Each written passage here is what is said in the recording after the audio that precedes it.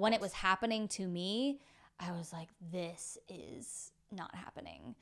I also just so happened to have a UTI that night. Shut the fuck up. So it was awful.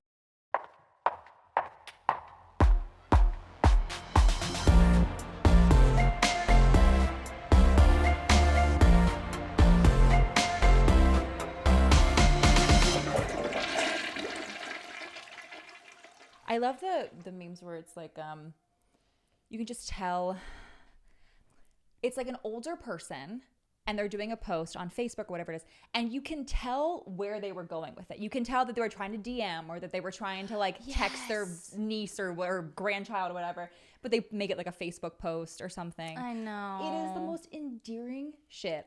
I'm like, old people. It's just so wholesome. It's so wholesome. Until oh no, someone doesn't realize that you can see what tweets they like.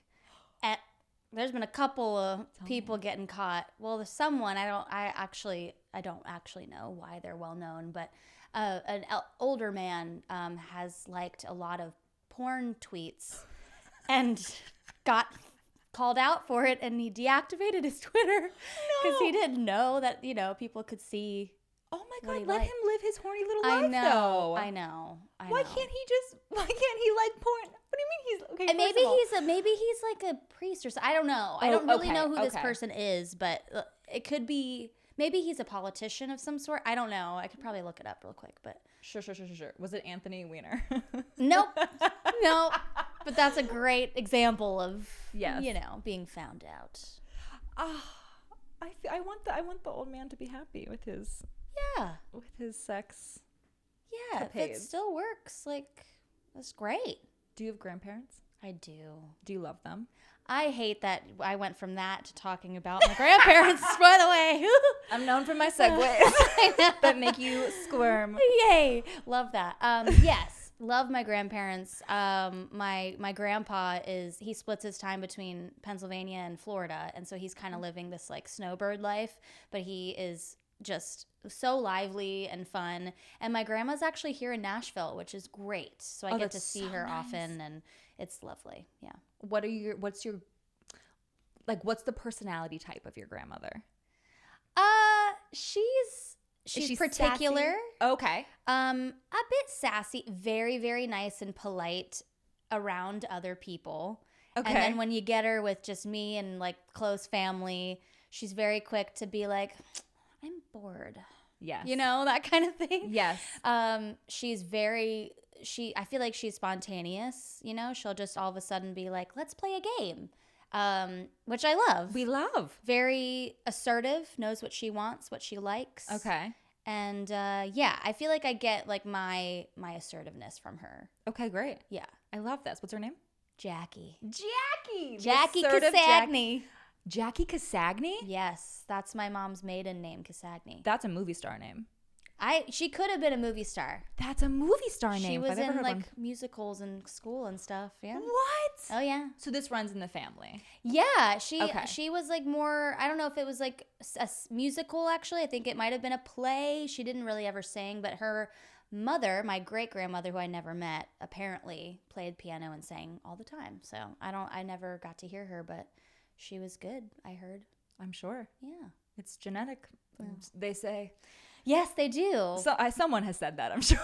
The subliminal they that makes things up. Right. Yeah. Right. Capital T. They. Yeah. Yeah. So you're from Florida, right? I am. West Palm Beach. West Palm Beach? Really? Mm-hmm. Yeah. I was born there and I grew up going to school there, but we kind of hopped around. Like we moved to Boynton Beach at one point. We lived in Wellington. We lived in Boca. But it was just like we always rented and we're just hopping around all the time. I love that. Yeah. I lived in Miami for like 2 years.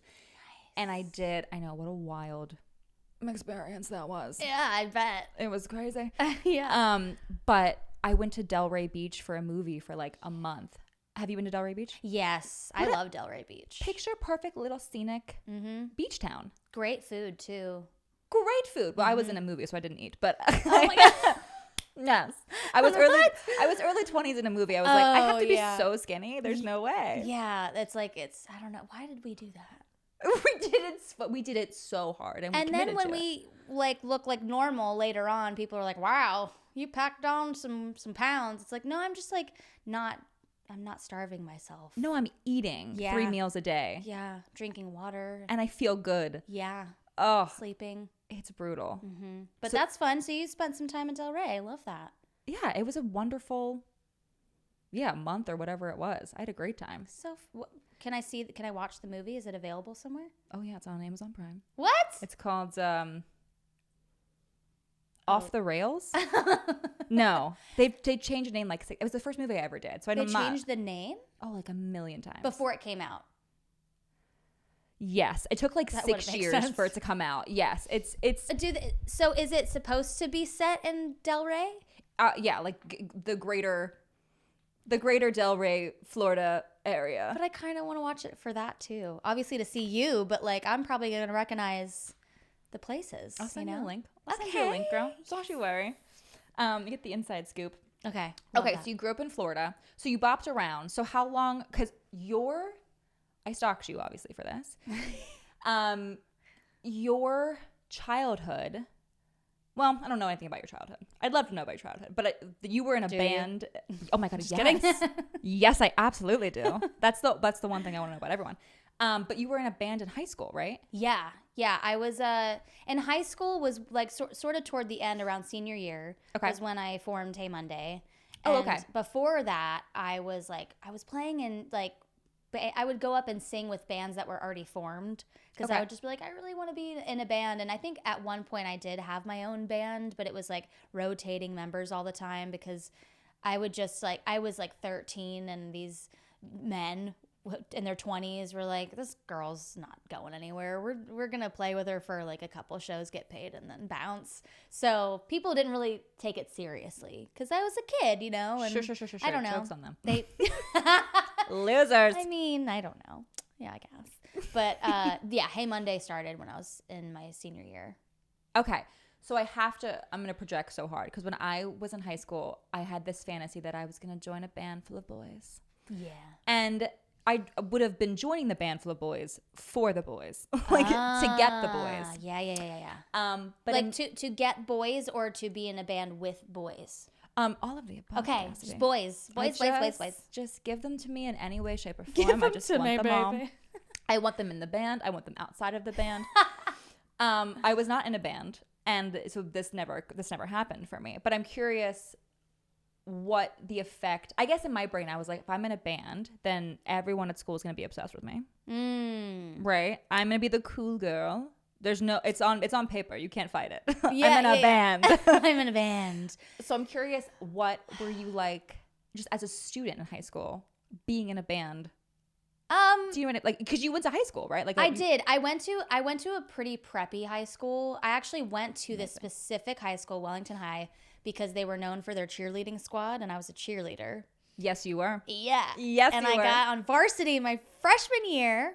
So you were a good cheerleader. I was pretty good. I was a flyer, so I'd get thrown around, and it would be like kind of scary. I loved being a flyer. The actual scary part was the tumbling, the flips and stuff. I hated that.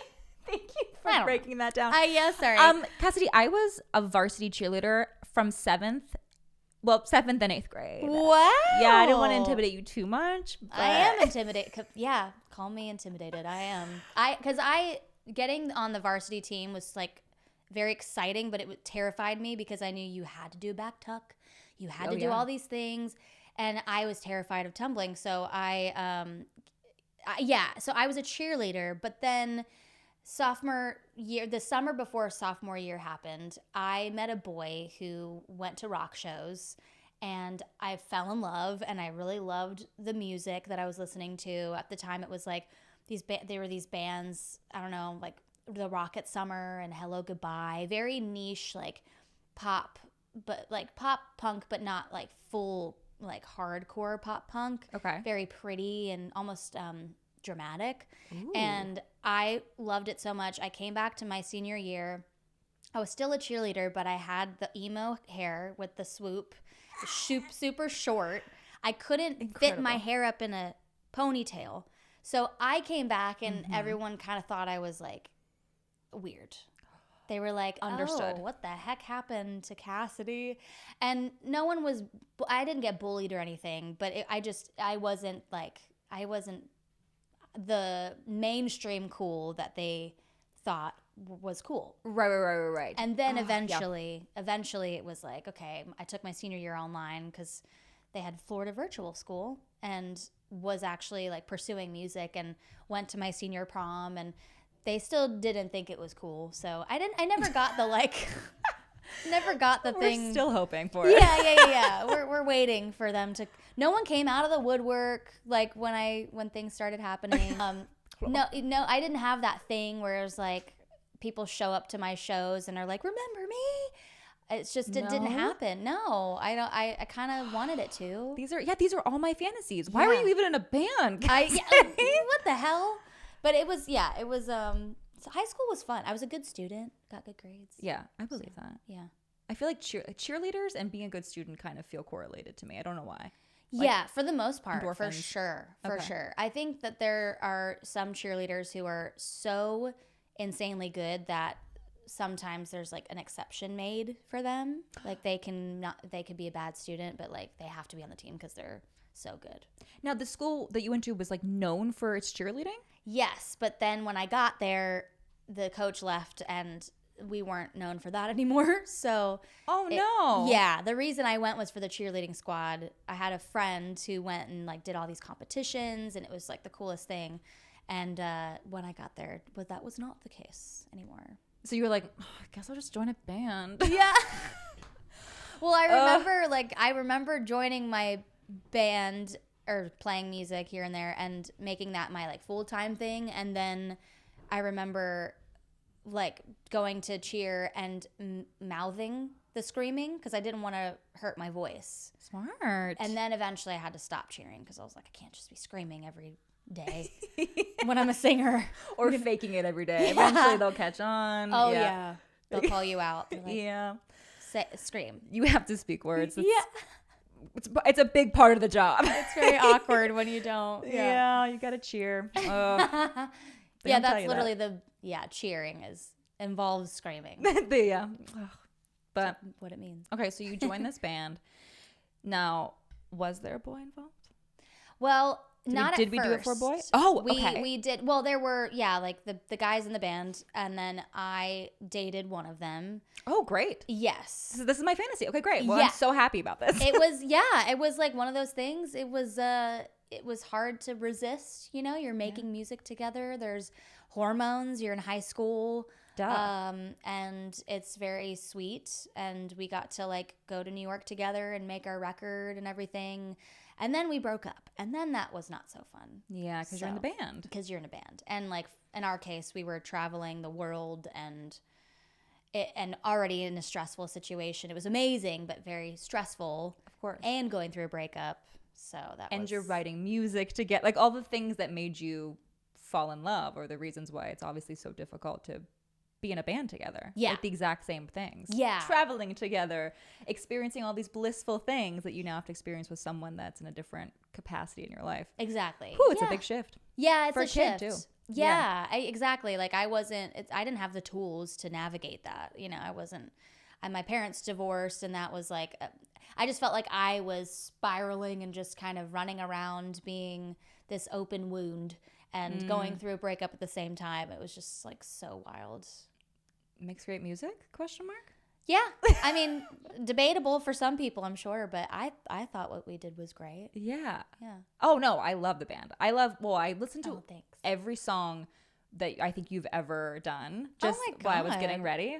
Not every song. Listen, I was going to say, that's a lot. I don't want to be hyperbolic about it and lie to you. But I listened to a lot of them. What's track 2 of my second album? Yeah, quiz me. I will fail. No, but it's great music, and you guys had a lot of success. You don't need me to tell you that. Like, it was successful. It's nice to hear. Thank you. So that was the reason that the band. Is that why we went solo and did the whole solo thing? It wasn't the reason. I think because we were a band for really only like 3.5 years. It was very short. Okay. So we broke up toward the beginning of our coming up. Okay. And then the reason that we broke up and at the end of everything was we lost our A&R, he like left the label, and he was our champion there. We got a new label president who just didn't understand us. We weren't getting tours as much, and we kind of shifted sonically more mature, and we kind of also missed that window of when pop punk was at its peak. Like we just hopped on the train as it was starting to fizzle, and we were signed to this major label. We didn't do the ground up thing. We didn't start in our hometown for 5-10 years playing shows and building that like core fan base. So when things started to kind of fizzle out, it wasn't working. And I got to the point where I felt like I don't want to beat a dead horse. So I just left the band, and I guess that meant we broke up. We announced it as a hiatus because we didn't want to like upset people, but we probably just said we're breaking up. And then I went to LA, and things got crazy. Oh, things got crazy. Yeah. I love. Yeah. Was it scary to do? Because your experience up until that point was doing stuff with other people, whether it was the 20-year-old boys who were stupid or whether it was your bandmates. Was it scary to do it alone? I would have been so scared. Oh yeah. It was when I left the band. I had this like this blind hope of like, I'm going to go to LA. It's going to work out. I'm going to be able to use Hey Monday, like the name, to get things and to reach out to the resources that I had already had. I remember this A&R, I forget what the label was at this point, but this A&R was like, come to LA and I'll set you up in sessions and everything. So I drove my little Nissan Versa from Florida to LA with my mom. Lord. And it was awful. We didn't stop. It felt like we stopped at like rest stops when we had to, but I literally have never felt more hungover than the day after we got to LA, because I just have never been so sleep deprived and like sat in a car for it was 36 hours. It was awful. What? I didn't think that was possible. Who drove? We did shifts. Oh my gosh. Because I was also broke. So I was like, we can't get hotels. You know, we got to just get there. $100 hotel seems astronomical. When you don't have money. When you're making $100 a week doing shit. Yeah. Yeah, and I wasn't making money because I had left the band. And I was like, well, here we are. But yeah, it was. And then I got there and the A&R ghosted me. And then like all of the people that I thought would kind of help me out just kind of ghosted me. No. And I tried to do a solo tour and play acoustic. I would get like 5 or 10 people showing up at these shows. It was brutal, and I got more broke, but thankfully I was living with a friend who was starting to become more successful in her songwriting, so I was like, okay, that's good. But that was why, like, and that was awful. Like, that was the main reason why I did The Voice, was because I was kind of desperate.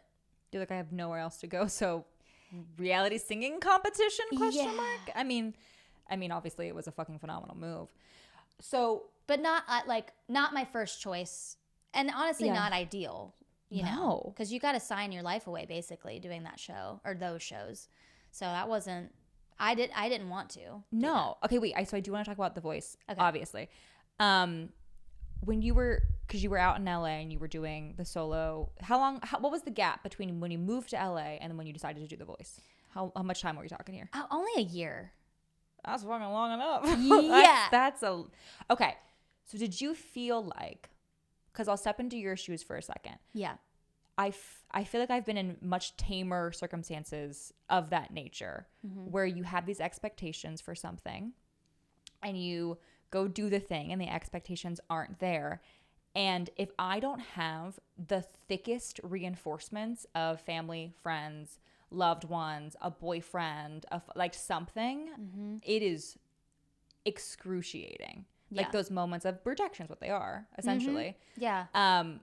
Did you have that in that year? Did you feel like you had like places to go and people to turn to? Yes. Okay, good. Yes, for sure. I mean, I was in a long-term relationship at the time, and great. That was, you know, I was glad to have that for sure. My mom has always been supportive. The only thing that's hard with someone like your mom who cares and just wants what's best for you is when things aren't going well, yes, they're going to be like, it's going to be fine. It's going to be fine. But there's like that sliver of like, oh God, I'm really scared for her, you know? Yeah. And it makes you more scared because she's like, oh God, mom's nervous. Now I'm nervous. Of course. What does she know that, because moms know best. Of course, she's so much smarter than me. What could she must know that I'm going to fall on my freaking face. Yeah. Like, what does she know that I don't know?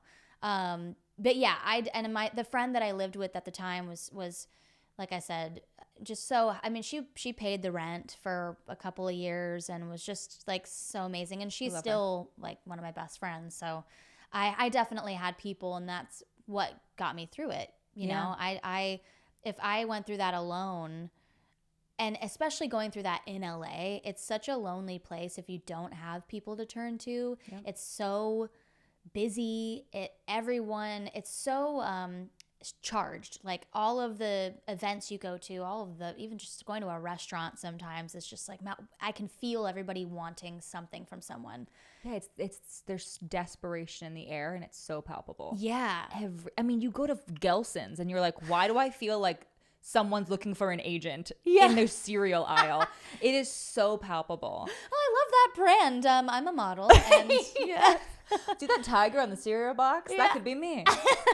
I do costume work. I do costume work. I think that's what, because I lived in LA for 5 years, and that's how I would describe a lot of the time, especially when I first moved to LA, I had my little like circle of friends, and then we kind of dissipated a little bit, and then it just got real lonely real fast. Mm-hmm. I'm so grateful that I never lived alone or had like any moments of real loneliness there. Yeah.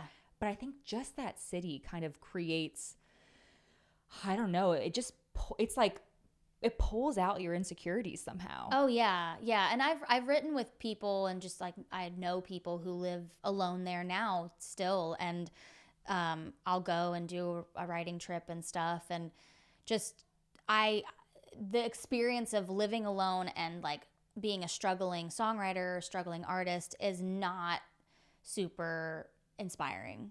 And it's like sometimes those moments are inspiring and you're like, no matter what, I'm going to make it and stuff. But when you're in a place like LA that's so expensive, it's, you know, it depends on where you live, but it's not like you look around and everywhere is Beverly Hills. Like sometimes you're in like a concrete, you know, jungle. That's New York City. Say it. That's a different place.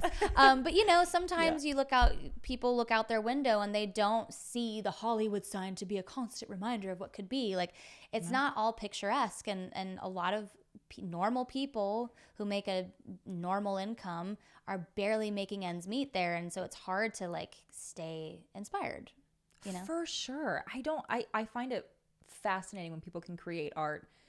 Listen, I don't want to bash LA too much because I did have a great time there, and there were pros and cons to every city, and I did love a lot of what it had to offer. Same. The beaches are beautiful. Okay. Then they have sugarfish. My favorite restaurant is Gracias Madre, and to this day, have you been? Not been. It's a vegan Mexican restaurant, and it's bougie as fuck. Love that. Like the hostess will judge you. Is that like on Melrose or by Melrose? Or I've been in there. Is it by Sir? No. Oh, okay. Because I think Sir is on Sun or Pump. I think aren't those next to each other? Yeah, I guess. I don't know. I should know this because I'm a Bravo-holic. Oh my gosh, crowned and ready to go. Yeah. I need to catch up on my Bravo.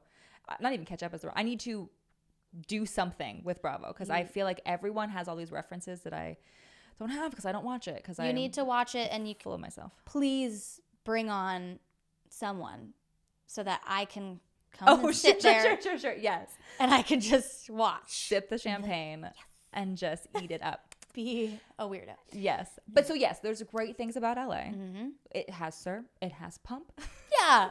It has the lovely people of Selling Sunset. It has all of the people. Yeah. So we can't knock it too hard. No. But yeah, I'm always fascinated because it is like, it's just industry, whether it's music or film and television. It's so industry heavy that I'm like, how do we make art outside of making art about making art? Yeah. Or making art about the struggle of not being able to make art. Or making art about the struggle of barely being able to make, like, it just feels so weirdly incestuous to the industry. Yeah. The whole time. Yeah. With that I mean, I'm just venting. No, it's good because I totally hear you on all of those things. And I think that's why I have a lot of friends that, are in the industry there. But I gravitate towards, in LA especially, I gravitate towards people that like either aren't in the same industry at all or are and are like, can we just not talk about music? Yes. Or if they want to talk about music, it's like, let's talk about what we're excited about and not be too negative and just like keep our heads up and go. Like, obviously, if you're a really close friend, you have to let things out. You can't be positive all the time. But No. I think in LA, it's like, it's such a different pace too. Like you don't get to see everybody all the time. I mean, I go there and I'm like, one of my closest friends had a baby. I saw the baby recently, but I went to LA for about a day.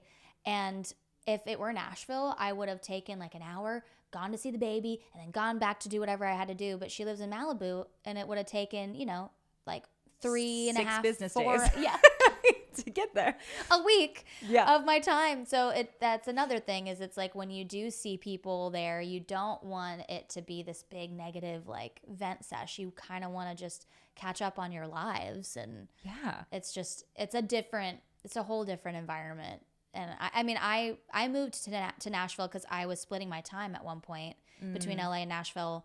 And every time I came to Nashville, I dreaded going back to LA even more because Nashville is like, to me, a combination of like where I'm from in West Palm and LA. It's like got the city thing. This is exactly what I say. I'm Yeah? from West Virginia. I'm like, this is exactly what I say. That's so Yeah. funny that you said that. Yeah. That's so funny. Okay, But yeah. that's what it feels like. And in like Nashville, I know it doesn't have a beach or anything, but it's like a beach town. It's weird. I agree. I don't understand. Downtown feels like there's a beach like on the other side of Acme. It's so true. It's weird. The way people dress, the way people sip, No. the way people dance and jiggy. Yeah. It has beachy, I don't give a shit vibes. Yeah. That's what it is. Yeah, and like the pedal taverns and stuff just Yes. feel very like Key West to me. Totally. It's funny. So yeah, the combination, and because I do love going back to LA. Like going back and just visiting, I love it. The best. So Yeah. fun. But then I can come back here where I have a bit more of a quality of life and I have roots here now and stuff. So like, yeah, I totally do not mean to hate on LA, but it is really hard being there when you're struggling. I've never lived there after success, so I don't know what it's like. Same. I've only ever been dirt freaking poor in LA. Yeah. So I'm sure if you have a different experience, then a different monetary experience, then it's a whole other living experience. Oh yeah. But that's what I correlate to LA. Now, when I go back Same. to visit, I feel like I'm in a different place than I was when I lived there. So I feel like I'm a different version of myself almost a little bit. Like I get to be a little more free because I'm only visiting. Mm-hmm. And, I can afford to go buy one piece of chicken from Erewhon and not cry about it. Look at you go. Oh my gosh, we're growing. Moving on up. One piece of chicken. One piece of chicken. That'll hold you over. Something like that. Something like that. Okay, so let's dive into The Voice because I'm so curious about that experience. Yes. Is it overall, what do we think? Give it good, bad, okay, learned a lot. I thought it was really good. Okay, great. I had maybe champagne was a bad idea because I kind of have to burp. Please burp right into the microphone. I'm gonna let it go down, but then it's gonna make a sound. It's gonna go. We we're need Foley. If it happens, I'm gonna take the mic and go boom. Please do. Please do. Okay. We'll clip it. We'll sell it on eBay. It'll be great. Perfect. Don't expect much, but No, I expect it all.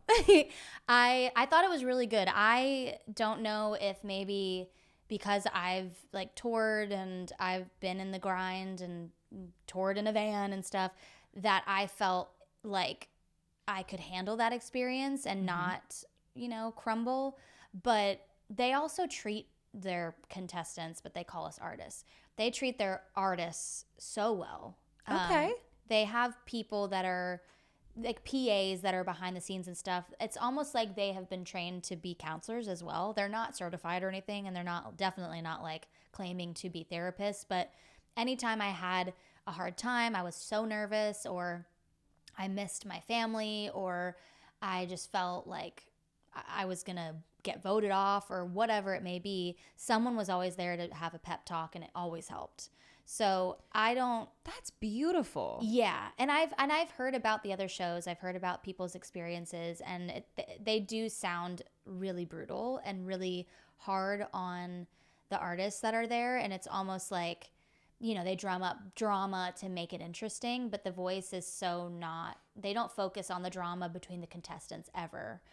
It's not like it's a reality singing competition show, but it's not a reality show, and where they don't want to make a spectacle out of everybody. Do they pull out things about your family and things that you've been through? Yeah. Of course. They got me on an extra vulnerable, sleep-deprived day, and they got me to talk about my relationship with my dad, which I wish I hadn't done that, but it was such a vulnerable time for me that I just like let it out. And yeah, it was, I'm glad I did, because eventually everybody, you know, related. Christina Aguilera related to it. I was like, never thought we would connect on anything. Would you feel comfortable summarizing it? Because I don't know about this. No, you don't have to. I mean, I'll summarize what I said on the show for sure. Great. I don't really need to get into what's happening now, but great. I just basically opened up about the fact that at the time my dad and I hadn't spoken in a year, and Gotcha. I didn't go into why. I just and like people, you know, I talked about how my parents divorced when I was 11, but I didn't really say why. And the Voice, they actually, I just talked about how amazing they were, but this wasn't the best thing they did. They got in touch with him, and the way that they brought it to me was kind of hilarious, because it wasn't like, anyway, they brought it to me. They're like, "We found your father."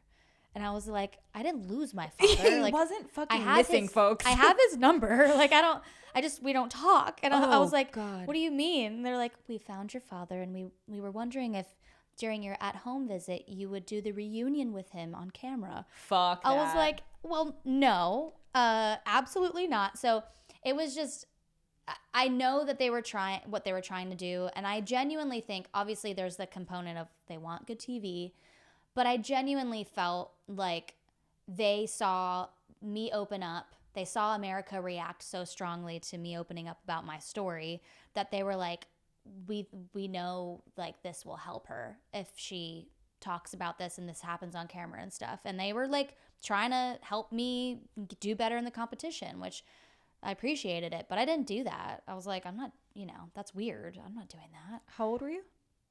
22. See, here's what goes through my brain, because I also don't talk to my dad. Yeah. Really. I do like a happy Father's Day. Oh, that's really nice of you. Thank you so much. Yeah.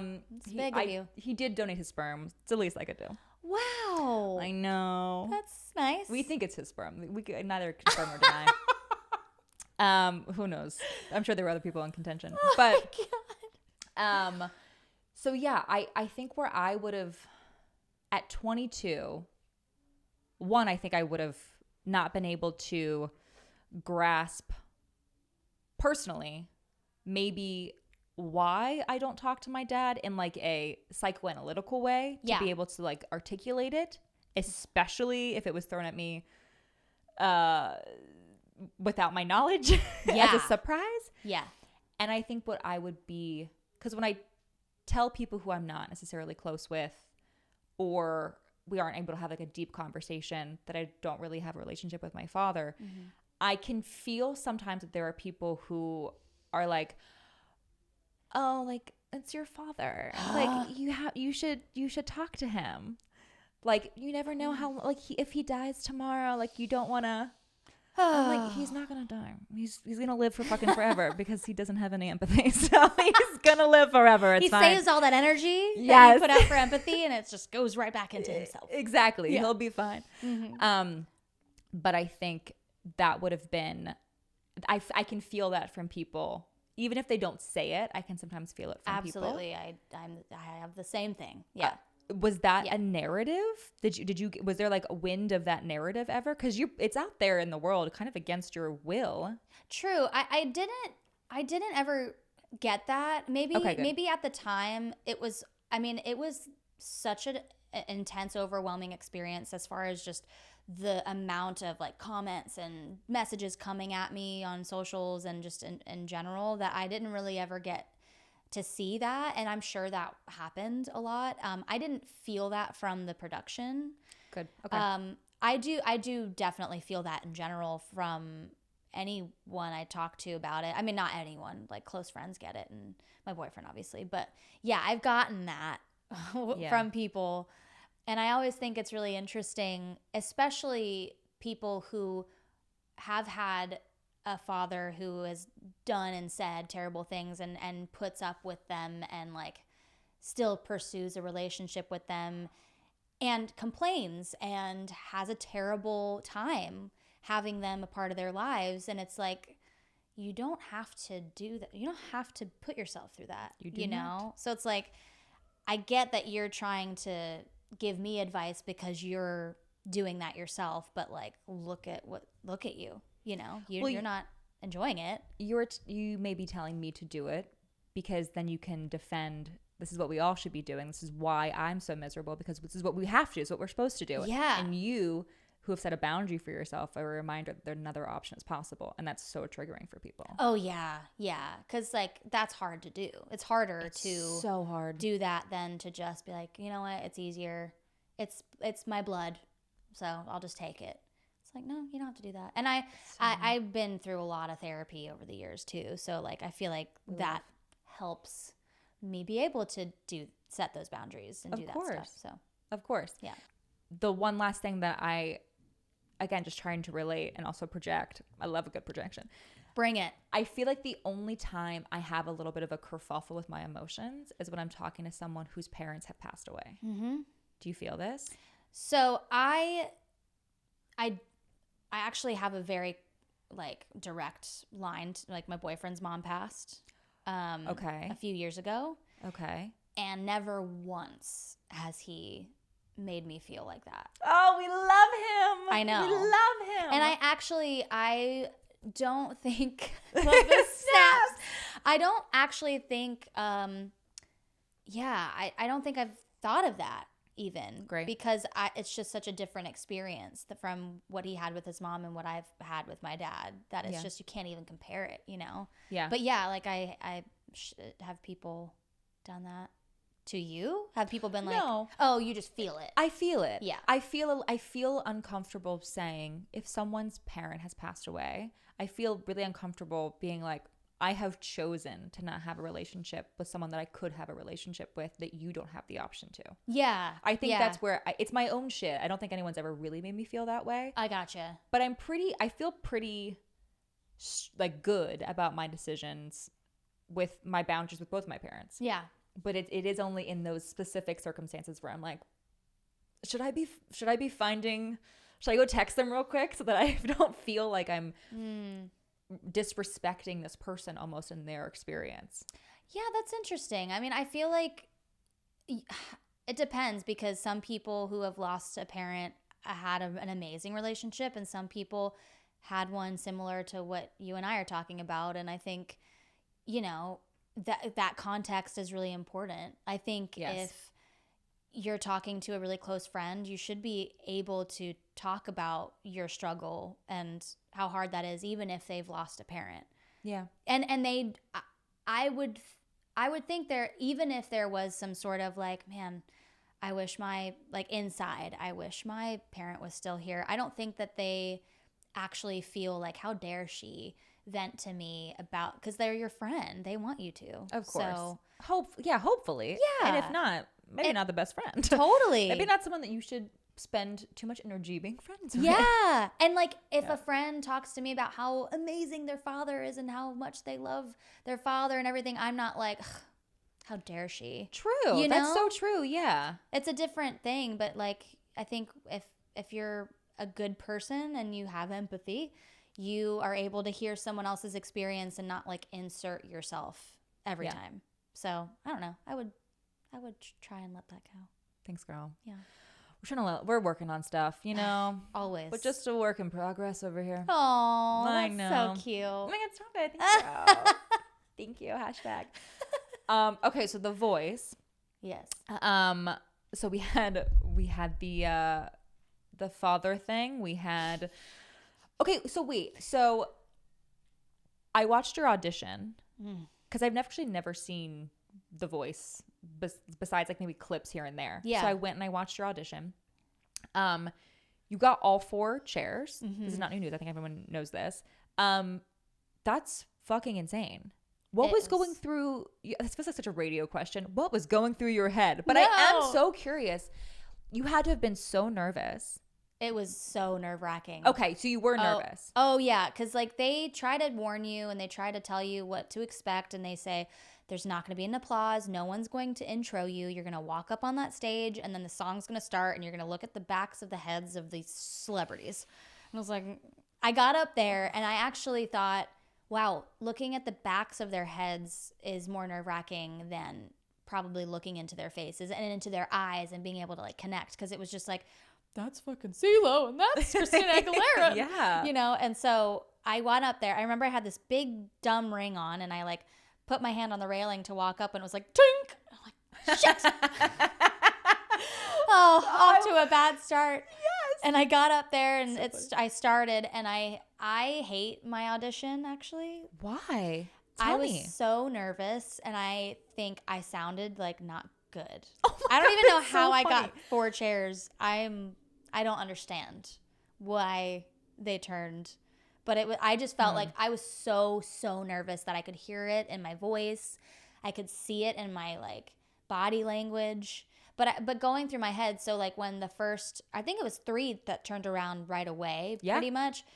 I remember like thinking back to rehearsals and everything. The producers were like, it is very important that if a chair or chairs turn around, you don't stop singing and you don't like say, okay, I got it. Woohoo, I'm done singing. Because then we won't air it. You'll get through, but we're not going to air your audition. And you want that screen time. And all I wanted to do was be like, oh, thank God, I'm done. Yes. But I couldn't. And I had to sing through it. And all I wanted to do was cry because I just couldn't believe that it happened. I was like, I'm in. I'm in. Yeah. And then it took CeeLo a sec, but I got him eventually. He's playing hard to get. Yeah. He was like, Classic He boy. heard the nerves. He was like, I don't know. That's so funny. You don't sound nervous to me, but you know yourself better than anyone. So that makes sense that you would know that. Yeah. So what made you, I didn't get to watch like the conversation that you have with the judges, but Blake was your guy. Yes. What made you pick Blake? Well, I had watched the show the 2 seasons prior to mine, and the thing that I took away from it with him was he was always really hands-on, but he always let his artists choose their songs and choose their arrangement. Nobody was ever pushed out of their comfort zone in like a weird way where it's like, you're trying to win a show. You should stay in your comfort zone and do the thing you do best. Sure. And whereas the other coaches they're just like more creative and wanted to just, let's see you do a rock song, like, you know, just like to an R&B singer. Like just they just kind of wanted to like try things. Sure. Okay. And, which is cool in the studio when you're not trying to win a show, but like when you're trying to win a show, just do the thing you do and like do it really well. So I went with Blake because of that, not because of the country thing, but because of that.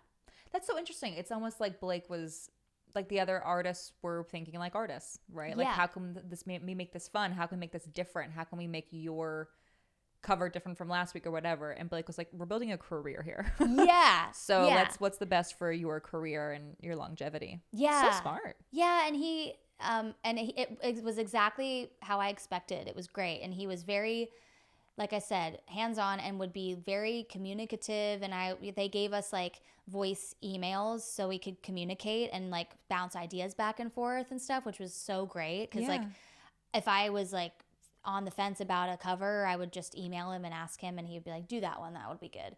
And amazing. He was always on board with the different arrangements I wanted to do, because I changed the songs that I sang for the most part. I changed them up and made them my own, and he was always on board, which was amazing. I love that. Yeah. That's so wonderful. Yeah, it was good.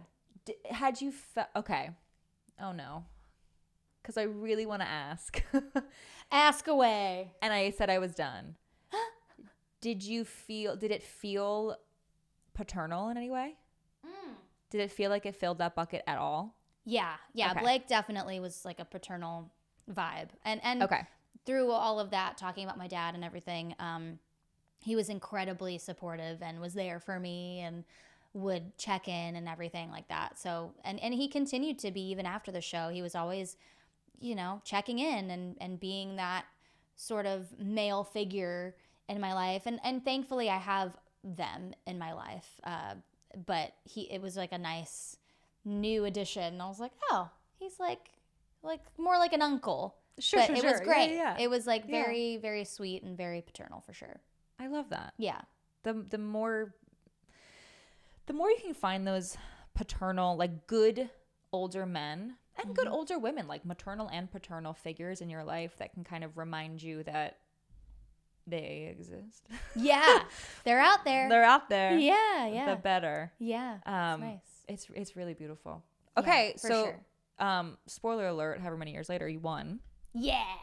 Which we fucking love. Yay! I can't believe it. We love a winner. So crazy. And we love that you won. Thanks. What did it feel like? Again, this is such a radio question, but like, what did it feel like, Cassadee? Well, it was surreal. Such a dumb answer, but it was. It was like, because I had seen, I mean, I was obsessed with American Idol.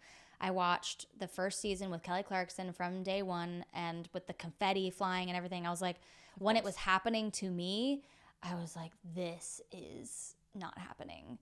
I also just so happened to have a UTI that night. Shut the fuck up. So it was awful. Oh my gosh, was it like a bad one too? Yeah.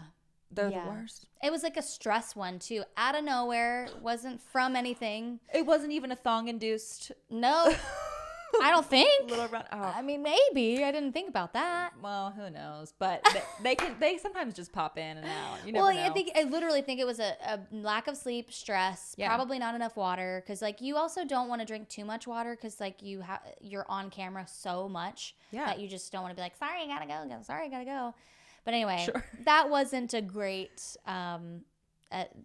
thing to happen during that time. Oh my gosh! And then you have to be careful that you don't have any like accidents because you got that AZO colored pee. Yes.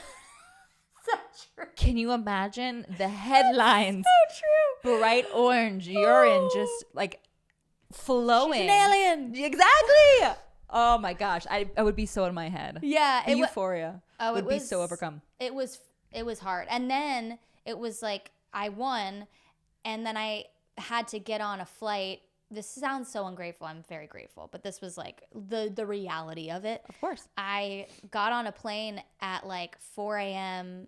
Maybe it was like midnight. Yeah, I got on like the red eye to New York City that night that I won to do press the whole next day. And so I'm just like on the flight going to the bathroom. I sat next to Joan Rivers and her little dog. Wait, that's amazing. Yeah, and she was like, could you make sure you grab a doggy bag for my dog with the food? I was like, lady, I'm going to try and sleep. Like, this is a red eye. I love that she did not give a shit. She Yeah, was like, you are next to me. I'm going to make you do things. Yeah, it was great. I was like, I would if I was like, I didn't need to be up all day tomorrow, but. Oh, wait, because you couldn't. Could you? No, because it was live. So you could be like, I just won The Voice. Yes. You could have that conversation. Okay. Yeah. All right. Yeah. And I think I probably worked it into the conversation so she would think I was cool because I was like, this is Joan Rivers. It would have been the first thing that I said. I would have written it on my face. It would have been, everyone would have known. Did you know that I just won The Voice? Of course. Yeah. Of course. But yeah, it was a whirlwind. When that moment happened, it was crazy. A moment like this. I know. Some people wait a lifetime. Thank God they didn't make me sing. Oh, yeah. Because she had to sing through that crying. I can't even imagine. I wouldn't have been able to sing. You had a lot going on, too. I know. And to have to sing on top of it. Well, when they all came up to, like, do the photographers and everything came up to take pictures, I told Blake, I was like, Blake, I have to pee really bad. And he's like, all right, I'm going to count down from 10, and everybody takes pictures, and then she's going to go pee. I was like, oh, thank God. Bless him. I didn't tell him about the UTI, but he knew I had to pee. Well, I'm going to send him this. So now he knows the mystery behind the pee. Surprise. Yeah. Okay. So what I'm curious about is you have The Voice, which is obviously I assume, a very structured endeavor. Yes. And then I imagine you sign with a label. Like there's all these, when you win, you sign with a label or whatever the winnings are, correct? Yeah, you're with Universal. And in my case, I was the first country winner. So they kind of wrote in Universal Nashville or Republic Nashville. And that's when I came here to do country music, yeah. Was there any sort of feeling of, well, I guess first of all, where did the country start? It started when I first started singing when I was like 4. Oh, so it's always been there. I learned to sing on country music because my voice coach was from Jacksonville, and she was a kind of Southern woman. So she would come to West Palm and teach a bunch of our singers and me, and she would give me songs like Cry by Faith Hill, which was my finale song, actually. And she would give me like She's in Love with the Boy and Broken Wing by Martina McBride and all of these country songs. Classics. And then eventually I like fell in love with rock music. So I did the rock thing and I was in the band. And so when I went on The Voice and sort of started dabbling in country, like people did not understand. They were like, what the hell? You're not a country singer. And so eventually, you know, I kind of had to explain like I did sing country for like my whole childhood. So that's where it came from. And so did you, when you're through, because you up until this point haven't made a country album like before The Voice. Yeah. So it was on The Voice that you're like, I think I want to dive back into my country roots question mark. Yeah. Right. Like it's like, yeah, I've got some mixed roots in there. Yeah. I feel like you have both punk and country roots. Yeah. Pick and choose. I know. Which is, we love options. So, okay. So you're on The Voice. Did Blake have an influence on that at all? No, it was funny. The first country song that I chose to do was Over You by Miranda Lambert. And the reason I chose that song was because I had this vision for it and I had an arrangement in my head. And at that point I had been doing like I did Avril, I did Michelle Branch, I did like Natalie Imbruglia. Great. And I was like, I didn't feel like I was standing out at all. So I was like that would be a standout moment if I were to strip that song down and made it really like emotional. And the song was written by Blake about his brother passing when he was younger. So I knew that there was like actual sentimental value that I could tap into for the song. Cause at that point, you know, we got close and we were like, you know, family at that point. Yeah. So I was like, I think I can really have a moment if I do this song. And that was my idea. And then eventually I go on to sing Cry on my finale, and that was a song I covered when I was little.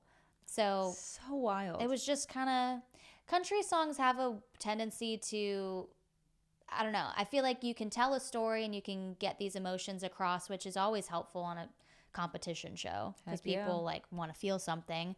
But they also do tend to be voicey when it comes to like the female country songs. Yep. So that's another reason why I decided to choose those songs. Yeah, it's beautiful and strategic all at the same time. Yeah.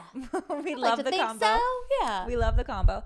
And so when you're done, we win The Voice. Was there any hesitation at all to do country because you haven't had any experience in the country industry outside of, right? I mean, have you like... No, I hadn't done anything. Yeah. Okay. I had a little bit of a hesitation, but it was like less so than doing pop because that was my other option.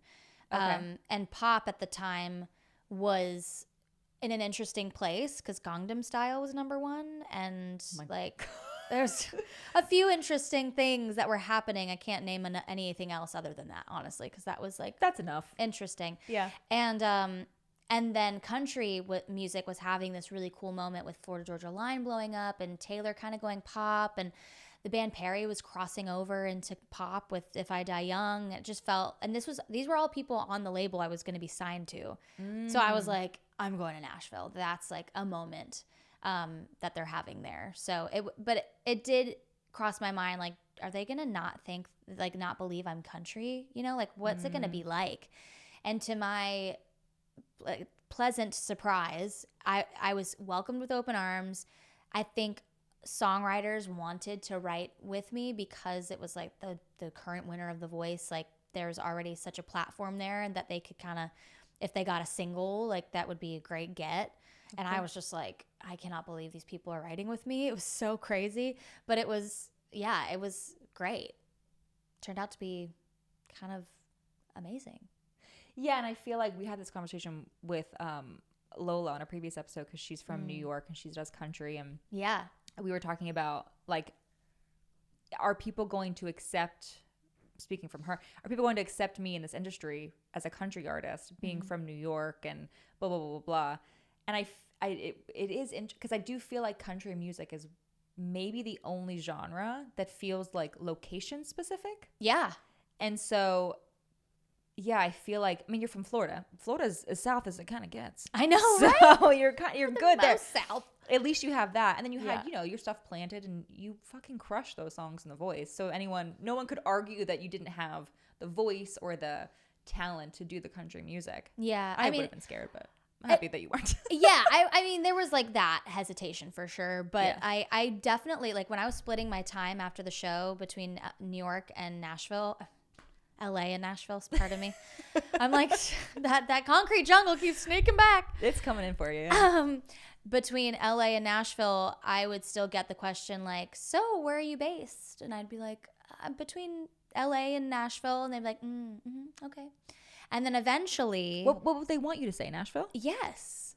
And then eventually, when I moved here, I remember like a few times I was with my label heads and they'd be like, she just moved to Nashville, and people would be like, oh my God, great. That's great.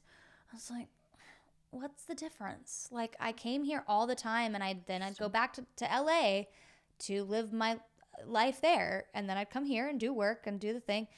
So yeah, I don't love that. I wonder if it's like that now. You think it's still like that? I know we've moved to a different genre, which we will talk about. Yeah. But I wonder, because I feel like everything changed with the pandemic. I'm sure that there's hopefully there's some more lenience there, because living in Nashville now is not what it used to be, like financially, like that.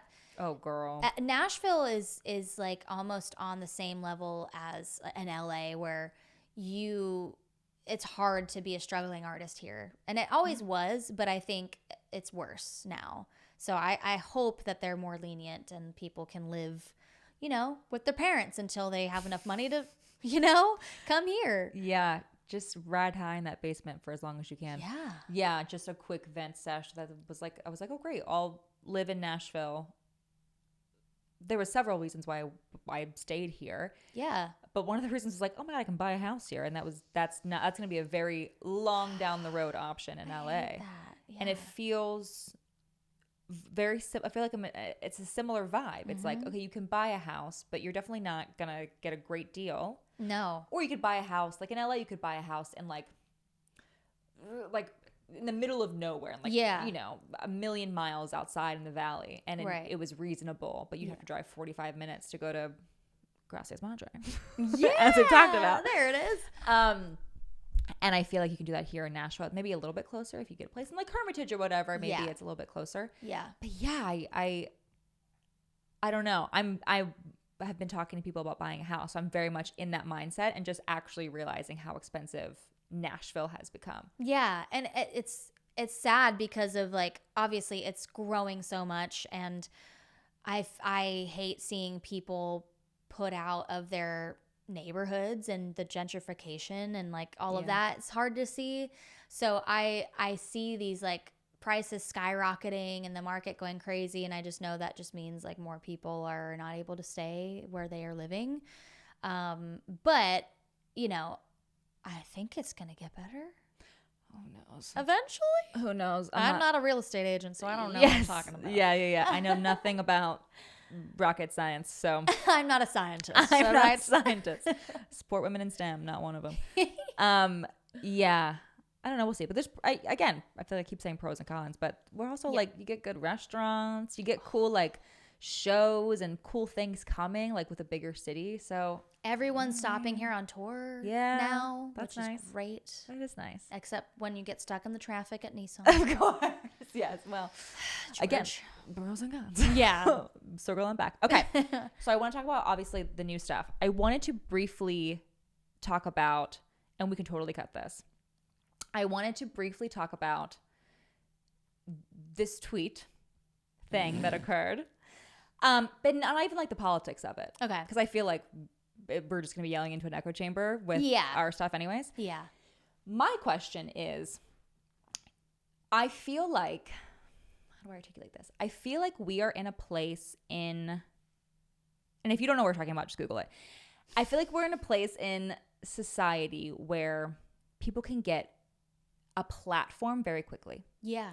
People can get an audience. They can have people listening to them almost overnight. Mm-hmm. And then you feel compelled to talk about things. And usually you've built this platform full of people who love you and support you and you know, and it's a very loving environment. Mm-hmm. And so sometimes when you say things or do things or you make a dumb video or whatever, mm-hmm. right? Speaking for myself, your videos are never done. I'm sure I have. Where to begin? We've all done it. But yeah, you make this thing and then you put it out, and there sometimes can be a point in which it reaches a certain turning moment of virality or whatever, mm-hmm. and you lose control of the narrative. Mm-hmm. And I feel like that's very scary. Yeah. And I don't know. I feel like the people who have to learn that very quickly are learning it harshly. Yeah. Right? For sure. And you have been in the public eye for a very long time. Mm-hmm. And I'm just curious. So when you, just in general, when you tweet, when you make a video, mm-hmm. when you do something, do you have like, okay, I'll speak for myself. When I'm making a dumb video, yeah, this is obviously on a much smaller scale. I make a dumb little video. I put it out there. The people that I've built on my little platform like it, right? Mm-hmm. But at a certain point, it can reach a point where there are people who don't like me, mm-hmm. people who don't know me, people who couldn't give a shit less about me, see it, and they project whatever they want to onto it. Yeah. And I've gotten really insecure about a lot of things that I've done because other people see it from a different perspective. Yeah. And again, I'm not a human to that person. Yeah. So I've had to be like, okay, is the shit that I'm doing, is whatever I'm saying, is whatever video I'm making, am I trying to make someone laugh? Am I trying to be relatable? And am I trying to help someone feel seen? Mm-hmm. I have like those three things. And that way, if it gets out of my control of the narrative and I completely lose control of it, if someone's going to call me racist or stupid or a slut or whatever, mm-hmm. I at least have those three things that help me feel more solid. Do you have, like, what is the thought process for you when you're putting something out into the world? Yeah, I always think about my intention behind it. You know, if I feel like it's something that is just bashing, I don't go on my socials and say, oh, I hate this song, it's so bad. Like, that's not something I would ever do.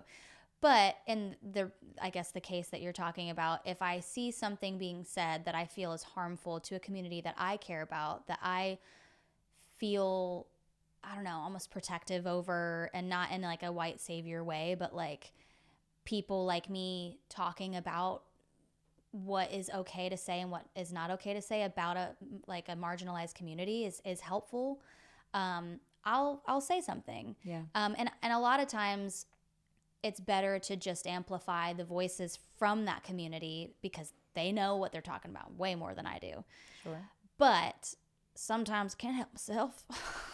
But and it's fine. Like it totally happened where things got spun around and there were people coming into my DMs calling me crazy things. But when I see people doing that and I see people coming at me with really inaccurate descriptions of who I am, it doesn't affect me the way that maybe people think it would. Like, I remember when that happened and I posted a picture and it was kind of cheeky and it was like, whatever. I remember Marin being like, hey, if it's like too much, you can just take that picture down. Like, don't be, protect yourself. And I was like, I don't give a fuck.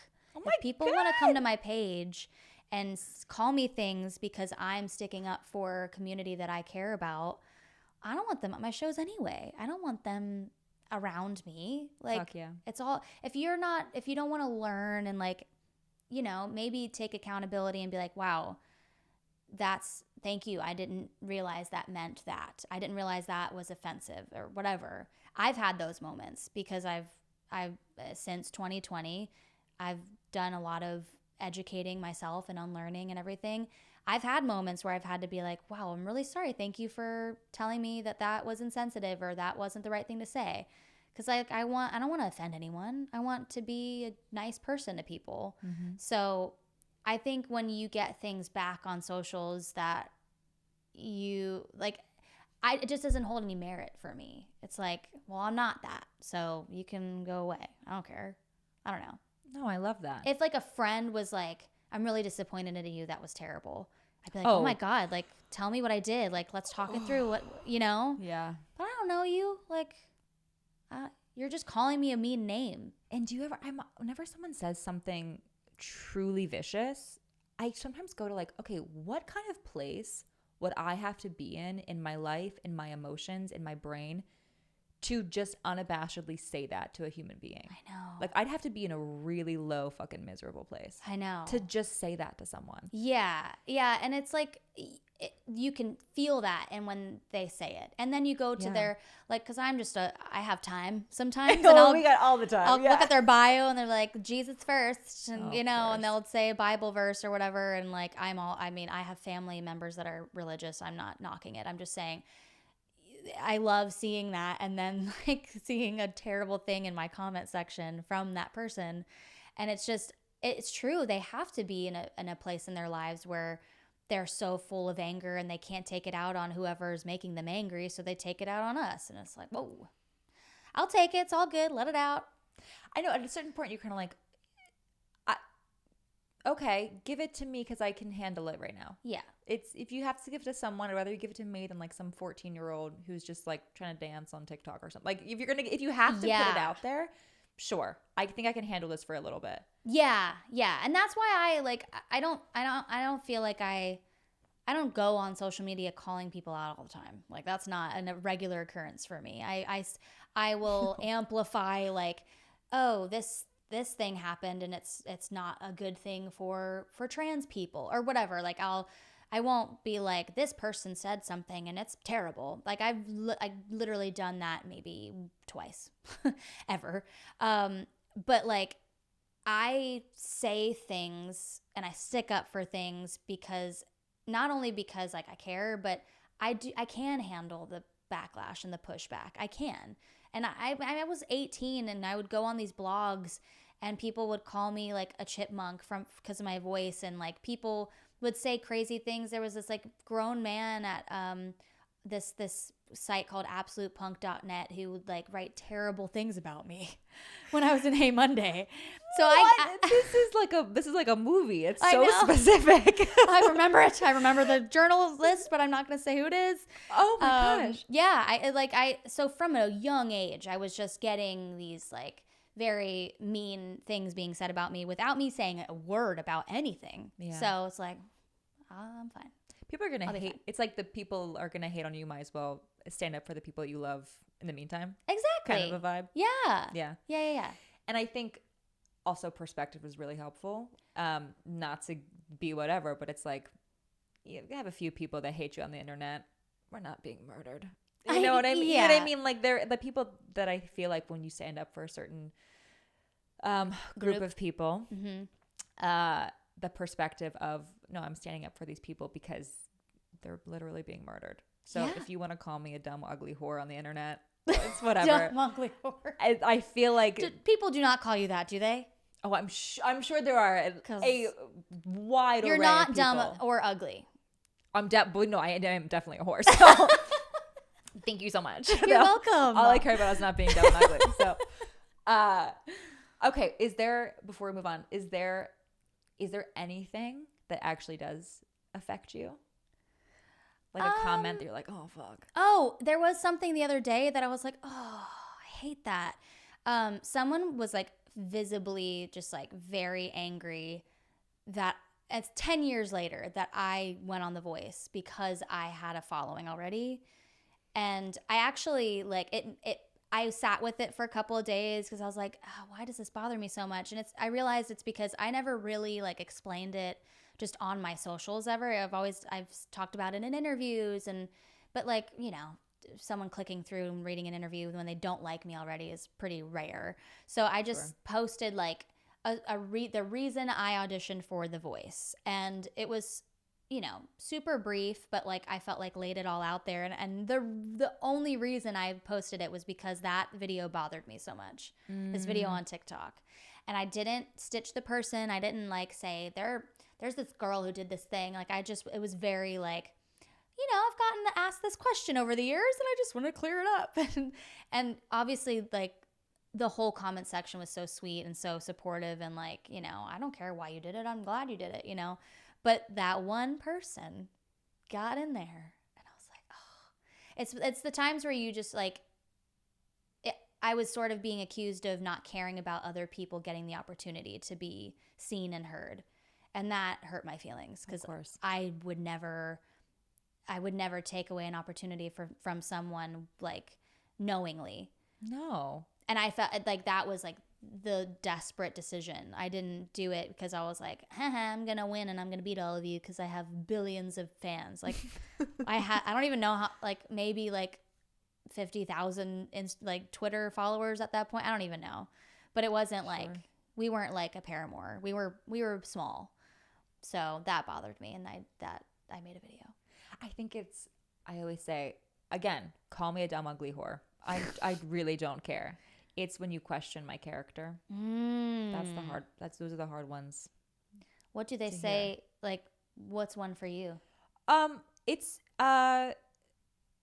like if I racist, which is always a hard one because I'm like, fuck, I'm white and from West Virginia. Like, yeah, I'm toeing the line if we're being completely honest. Sometimes I'm actively trying at all times to not fuck up.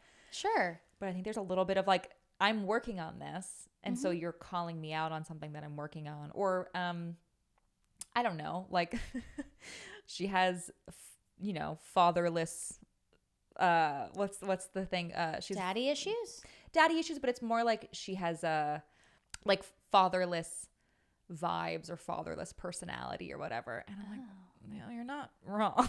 Yeah. So it's like, oh fuck. But I think it is like the things that I'm still processing. Of course. If you get called out on them, I'm a little like, oh, you're not right.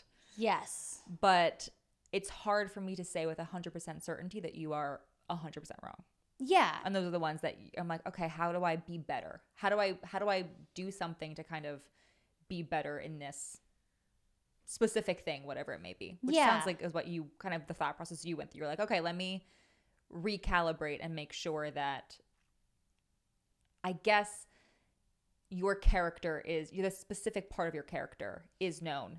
Yes. Yeah. And like if there's something that somebody says that does tug at you, it's great to have that self-awareness to be like, why is this bothering me? Let's take this a step at a time and go through like the emotions. And sometimes it's just like, it's because it's triggering because of some things somebody said to you when you were little, or it could be something like you said, something you're actively working on that you're like, fuck, like, yeah, I see what you see right now, but like, and then you can't over explain to everybody what you're going through either, but you just gotta like, you just do. And then hopefully it's okay. Like, it's hard. Just cross your fingers and keep walking, I guess. Yeah. Okay, so before we go, let's talk about this new. So we're going punk. I just like stuttered my way through it. Pop punk. Yeah, okay, so you actually said it right. I did. Like pop punk. My speech impediment sometimes works wonders. Pop punk. So we're going back to the punk roots. Yes. Do you feel? Okay. Have you felt this pull for a while at all? I felt it since 2020. Okay. Yeah. Because I wrote in 2020, I was like everyone, I was very reflective and just kind of wanted to like feel nostalgic through it. And I turned to the pop punk bands that I loved. And my boyfriend and I would go back and forth with our favorite pop punk songs and be at home and have like little dance parties by ourselves and stuff. And I just realized like there's not a pop punk country thing happening, at least that I knew about at the time. So I wrote during COVID, I wrote the album Thrive, which was like a pop punk country record. And it came out, didn't do well because like it was too pop punk for country and too country for pop punk. And we love a genre bending. Yeah. And it was like, I'm a woman, so country wasn't ready for that. And so that was sort of why I was like, I think I just need to lean fully back into pop punk. And yeah, it was kind of gradual, but I realized I wasn't listening to country music much anymore, and I wasn't loving what was on the radio. And I was like, you know, you don't have to be on the radio to be successful by any means, but country music is so country radio heavy, and it matters so much for like getting on tours and, you know, streaming and just awards and stuff. Like it matters in those ways. So I knew I wasn't going to get any of that, and I knew I didn't want to like contort to make that happen. So I was like, well, I'll just go back to what I did before in a new, fresh way. And how are we feeling? Good. We feel good? Yeah. Yay! It's been awesome. It's like, it's funny because I'm not like, it's not been this overnight success thing. Like I released my first single in April, People That I Love Leave, and it's a gorgeous song. Thank you. I'm obsessed with it. Yay, thank you. That's all I will say. I appreciate that. I won't say too much. I also got some people from Fourth Wall to be in the music video. So. Yes, we love. Yes, the acting studio here in Nashville, for those of you who might not know. Solid plug. Great, great place. And it did like really well when it came out, and it continues to do great things. And I just released another song called Almost There that's doing really well. Yeah. But it's not like, you know, blown up overnight or anything. And for some reason, I'm so okay with it because I'm making a genre switch, and it's like a rebrand. Yep. And I almost feel like if it did pop off right away, it would be kind of weird. Mm-hmm. Like I feel like I'm in this phase where I need to prove that I'm back in this genre full force. I'm not like just dipping my toe. Like I'm back, I'm doing it. I'm not going anywhere else. Like this is where my heart is. And so, the thing I love so much about the genre is that it's like the authenticity police. Like they did not fuck around with anyone using the genre to get higher or to get somewhere bigger. Sure. So that I love it, and I'm enjoying the process of like basically reintroducing myself. Yeah, I mean it goes back to what we're talking about. Like if you feel, when we're talking about putting stuff out into the world, whether it be a tweet, a video, or an album, right? If you can feel like it is your authentic self, and I know that word gets thrown around a lot, but it's true. If it feels like your authentic self, then it kind of doesn't matter what other people think. Yeah. There are logistical things that occur, right? But I bet it feels it's much easier to take a hit when you love yourself. That's the quote. It's a little bow on top. Yeah. That's so nice. Yeah. I think that is it, because it's like I'm never in a session like, oh man, will this get played on the radio? Or, oh man, well, who's going to relate to this? Like, it's so funny in country song writing sessions, that gets tossed around so much. Like, I don't think people are going to relate to that. And, would so-and-so in Boise, Idaho relate to this? And then in like pop punk or pop sessions, it's like anything goes. Like you can write about anything you want, and you can write about your most specific experience, and it will be just goes crazy on streaming. It will be on the radio. It'll be like, it does not matter how specific you get. And I think that has been such a creative release for me, to just not think in a way of like barriers songwriting wise. But it's also like the time spent in Nashville learning the craft of writing has also been positive, because it's been like, I know how to take people through a journey of a story, and I know how to write a song that's like, it can be intricate and interesting, but it can also be very easy to follow, and it's like conversational. So I take the things I learned in country songwriting into pop punk, but I take all of the boundaries out. And it's so fun. So freeing, I would imagine. So freeing. And you're building this new version of yourself. There's like so much newness, I would imagine, with it, which is just like all the dopamine, you know? I know. So it's got to be fucking thrilling. And it's good. Like, it's so good. Thank you. So there's an album. There's an album. Coming. Yeah. Okay, I haven't on the horizon. Yeah, it's like being finished up. And I I have a timeline of when I want it to come out, but definitely, more songs coming this year before the end of the year. After almost there, leading into the new year. But yeah, the album is shaping up. So I'm very excited. Okay, real quick. I'm so curious. And again, we can cut. What? I always throw that out there just in case. And again, we can cut. We always can cut. We're great at cutting. I'm always so curious what it's like being with someone who is also in the arts. Yeah. Because your boyfriend, Sam. Yes. I did my research. Nice. Which, by the way, I was a diehard Nashville fan. Oh my God. Were you? No. But he knows that. Incredible. It was a bit like close to home for me at the time. I was like doing country music, and it was like they're not like label heads aren't meeting at Tootsie's. Like I was just like I can't do it. So ridiculous. Yeah. But it was like huge hit. So I'm like in the minority of like not watching the show. Sure, it makes sense. Yeah. But he does music as well. Yeah. Really good too. Yeah, he was a great singer on the show. I imagine he's a great singer just in general. Yeah. So, okay, what is it like being with someone who's also in the same field? Because he's different genre, right? Yeah. Yeah. Uh-huh. What kind of music does he do? So his stuff is kind of like Brit pop. Like it's got a kind of like Harry Styles vibe, but it's also kind of Killers and rockin' on some stuff. He's got a bit of like the singer-songwriter-y vibe too. It's really good. He's had music on the docket to release, but then he got this gig to be in the Oklahoma musical in London. Shut up! This like new version of Oklahoma that is so good. I went and saw it twice. It's so good. Okay, hold on. Your British boyfriend, who I assume lives with you here in Nashville. Yes. Is now doing country-ass Oklahoma. Yeah. In London. Yeah. This feels like we're in a simulation. I don't know. Like they're not getting creative enough up in the control system. They're just It's really funny. It's like so funny. It's fun because he was like, I want to do music. I want to make that my full-time thing. And then, this new version of Oklahoma started getting like it won like Olivier Awards and Tony Awards, and it's just like this new modern, dark, twisted, sexy version of Oklahoma. It's not like the old one. It's so good.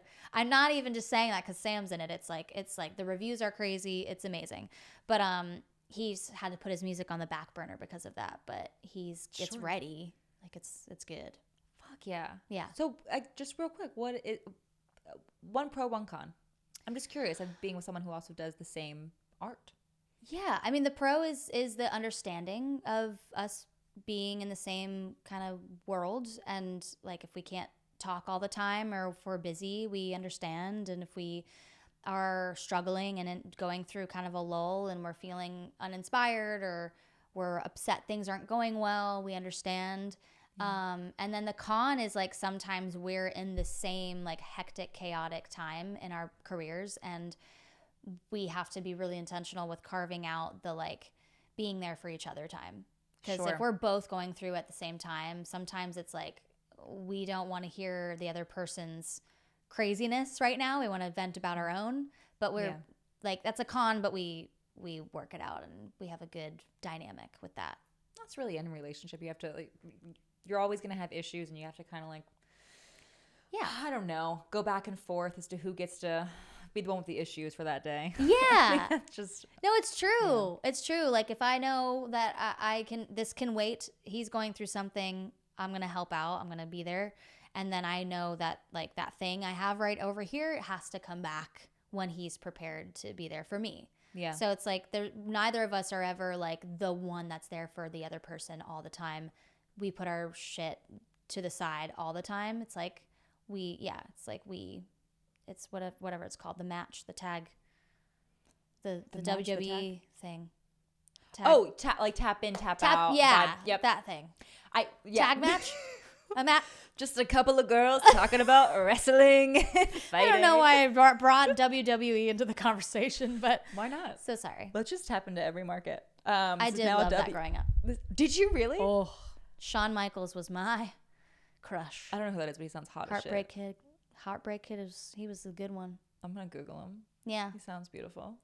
I don't know what he looks like now, but he was back then. Well, he will always be in your mind. Yeah, that version of him, which is all that matters. Yeah, for sure. Okay, I've taken enough of your time. Thank you. This was so fun. This was amazing. Thank you for doing this. Of course. Truly. Thanks for having me. This was so nice. You're wonderful.